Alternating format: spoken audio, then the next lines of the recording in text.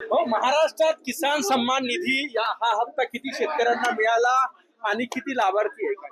आज महाराष्ट्रातल्या 90 लाख शेतकऱ्यांना किसान सन्मान निधीचा हा हप्ता मिळालेला आहे.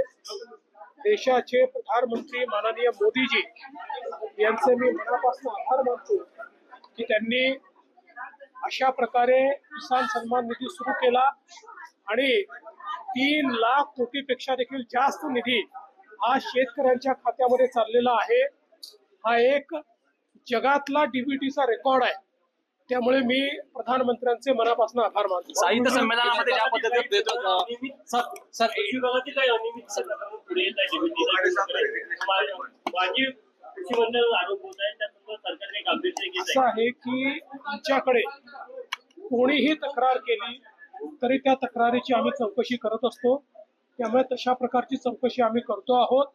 मात्र तक्रार झाली म्हणजे अनियमितता झाली असं म्हणण्याचं कारण नाहीये. तक्रारीच्या अंती त्याचं जे काही त्यातनं निघेल त्याच्यावर मी फायनल कमेंट देईन. सोलार विजेच्या संदर्भात विद्युत नियामक मंडळानं एक प्रस्ताव पाठवलेला की सकाळी 9 ते संध्याकाळी 6 पर्यंत जे वीज असेल ते ग्राहकांना वापरता येईल, इतर वेळेचे चार्जेस लागतात. पहिल्यांदा तर सगळ्यांनी लक्षात घेतलं पाहिजे, घरगुती वीज ग्राहकांकरता हा लागू नाही, PM सूर्यघर करता देखील लागू नाही.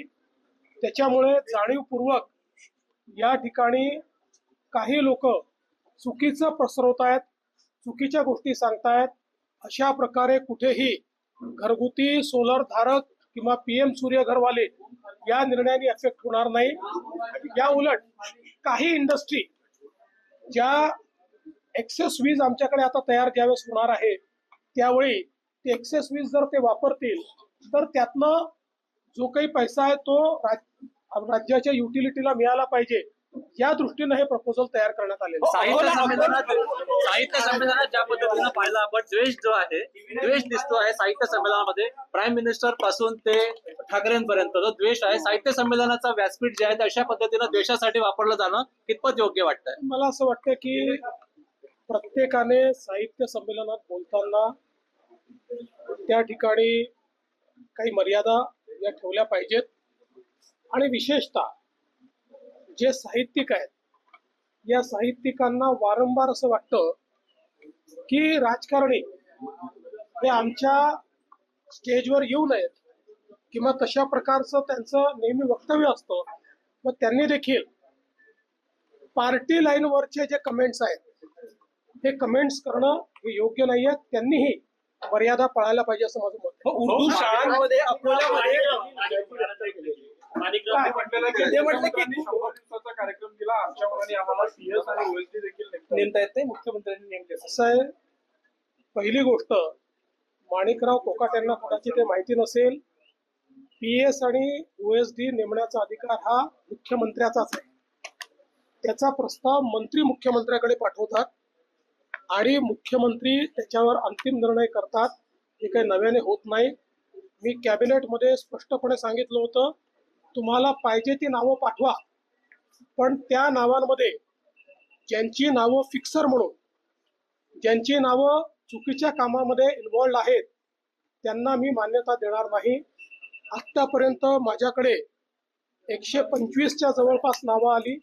त्यातली 109 नावं मी क्लिअर केलेली आहेत. उर्वरित नावं मी क्लिअर केली नाहीत. कारण कुठल्या ना कुठला आरोप त्यांच्यावर आहे, कुठली ना कुठली चौकशी चाललेली आहे किंवा मंत्रालयामध्ये त्यांच्याबद्दल परसेप्शन हे फिक्सरचं आहे. कोणी नाराज झालं तरीही मी अशाला मान्यता. उर्दू शाळांमध्ये अकोल्यात मोठ्या प्रमाणात गैरप्रकार आढळून आले. नागपुरातही ते प्रकार आहे. काही चौकशी करणार का राज्य सरकार? निश्चितपणे आमचे जे राज्यमंत्री आशिष जयस्वाल जे आहेत यांनी याच्यात पुढाकार घेतलेला आहे. अल्पसंख्याक आयोगाचे अध्यक्ष प्यारे खानजी यांनी या अनियमितता शोधून काढलेल्या आहेत आणि प्रचंड मोठ्या अनियमितता आहेत. पोरांना शिक्षण मिळत नाहीये आणि काही लोक पैसे लाटतायत. त्याची संपूर्ण चौकशी करण्याचा निर्णय घेण्यात आलेला आहे. आशिष जयस्वाल त्यात लक्ष घालतायत. अतिक्रमणाची कारवाई सुरू आहे. त्या कारवाईमुळे अनेक घर बेघर होण्याची शक्यता आहे. याच्यामध्ये आमच्या असं लक्षात येत आहे की हे जे बिल्डर आहेत हे बिल्डरच कारस्थान करून अशा प्रकारे पहिल्यांदा अनियमित बांधकाम करायचं आणि मग कोणाला तरी कोर्टात पाठवायचं, हे जे काही धंदे चाललेले आहेत हे योग्य नाही आहेत. या संदर्भात उपमुख्यमंत्री एकनाथराव शिंदेजींची देखील माझी चर्चा झाली. त्यांनी त्यातल्या फॅक्ट्स माझ्या नजरेस आणून दिलेल्या आहेत आणि या संदर्भात आम्ही कोर्टमध्ये इंटरव्हेन्शन करणार आहोत. शक्तीपीठ हायवे मुस्लिम व्यावसायिकांना माढी यात्रेमध्ये मुस्लिम व्यावसायिकांना कुठेतरी व्यवसाय करण्यासाठी बंदी आणलेली आहे स्थानिक ग्रामस्थांनी, कसं पाहता? त्यांनी जातीने ती बंदी आणलेली नाही किंवा धर्मानी बंदी आणलेली नाही. जे लोक नियम पाळत नाहीत यात्रेचे त्यांच्यावर त्यांनी बंदी आणली. मात्र मला त्या संदर्भात अजून पूर्ण माहिती नाही आहे. मी जे काही तुम्हाला माहिती देतो ही माझी IQ माहिती आहे. मी त्या संदर्भात पूर्ण माहिती घेईन आणि मग त्यानंतर बोलेन. शक्तीपीठ हायवे संदर्भात काय सांगाल? MSRTC मागणी होत होती जर का काही पद पाहिजे असेल. बघा, त्या पक्षात त्या होत्या, मी तर काही त्या पक्षात नव्हतो. त्यामुळे त्या पक्षात काय चालायचं त्याच सांगू शकतात. मी तर त्याच्यावर कमेंट नाही करू शकत. शक्तीपीठ हायवे संदर्भात काय सांगाल? ज्या पद्धतीनं आपण पाहिलं नागपूर पासून जो समृद्धी सुरू झाला होता, आता शक्तीपीठचे पैसे जे MSRTC ने भरलेले आहेत जमीन मोजणीचे आणि वर्धेपासून काम सुरू झालेलं आहे. ज्या ठिकाणी विरोध आहे त्या ठिकाणी असं आहे, आता माझ्याकडे कोल्हापूरच्या लोकप्रतिनिधींनी कोल्हापूरच्याही शेतकऱ्यांचं निवेदन दिलं आणि त्यातल्याही अनेक शेतकऱ्यांनी हा मार्ग करा अशा प्रकारचं निवेदन दिलेलं आहे. आम्ही पहिल्या दिवशीच ठरवलंय कोणाचा विरोध पत्करून करणार नाही. सगळ्यांना समजवून त्याचे फायदे समजवून आणि सर्वांना उत्तम कम्पेन्सेशन देऊन आम्ही तो करू. त्यामुळे शक्तीपीठ मार्ग आम्ही करणार आहोत, सगळ्यांना विश्वासात घेऊन करणार आहोत. राज ठाकरेंनी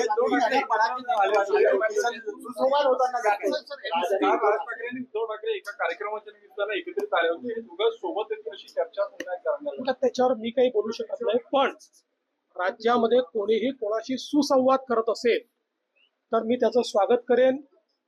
विसंवाद असू नये, सुसंवाद असला पाहिजे. या संदर्भात कोणाचं दुमत असू शकत नाही. त्यामुळे निश्चितपणे सगळ्यांनी सुसंवाद करावा आणि आपणही सगळ्यांनी मिळून 9 वाजताच्या भोंग्याला सुसंवाद कसा करायचा हे जर शिकवलं तर राज्यातली संवादाची परिस्थिती सुधारेल.